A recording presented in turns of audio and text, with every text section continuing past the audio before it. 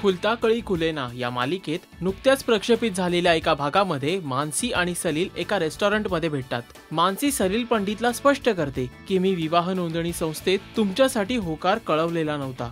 सलीलला हे ऐकून थोडं आश्चर्य वाटतं, पण मानसी त्याला पुढे सांगते की माझ्या वतीनं कोणीतरी तो होकार कळवला होता आणि मी लग्नाबद्दल अजून काहीच ठरवलं नाहीये। मात्र मानसीच्या या विधानावर सलीलला तिच्याकडून होकाराची अपेक्षा असते आणि तो तसं बोलूनही दाखवतो। मोनिका वकिलांना कॉल करून कोर्टाच्या पुढील तारखेबद्दल विचारणा करते। जेव्हा वकिलांना कळतं की ती आपल्या नवऱ्याच्या घरी राहते तेव्हा ते सुद्धा हैराण होतात।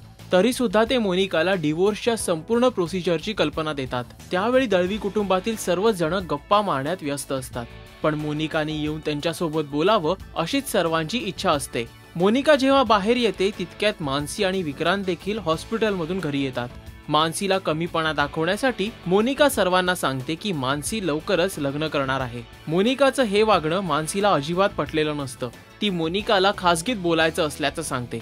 सर्वांनाच प्रश्न पडतो की मोनिका आणि मानसी मध्ये काय बोलणं सुरू असेल। मानसी मोनिकाला स्पष्ट करते की मी लग्न कधी करायचं किंवा नाही याचा निर्णय घेण्याचा अधिकार तुला नाही। यावर मोनिका सांगते की तू सुखात राहावं हाच माझा उद्देश आहे आणि त्यासाठीच मी सलीलला तुझ्या वतीनं होकार कळवला होता। मानसीला हे वागणं न आवडल्यानं ती निक्षून सांगते की यापुढे माझ्या आयुष्यात तू दखल द्यायची नाहीस। मानसी रागाने निघून जाते तेव्हा विक्रांत मानसीची बाजू घेतो।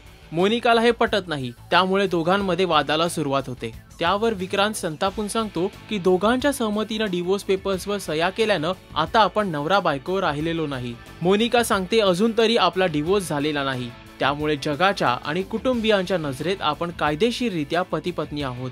मोनिकाच्या या विधानानं विक्रांत पुरता कोंडीत सापडतो। खुलता कळी खुलेना या मालिकेचे एपिसोड हायलाइट्स जाणून घेण्यासाठी पाहत रहा राजश्री मराठी।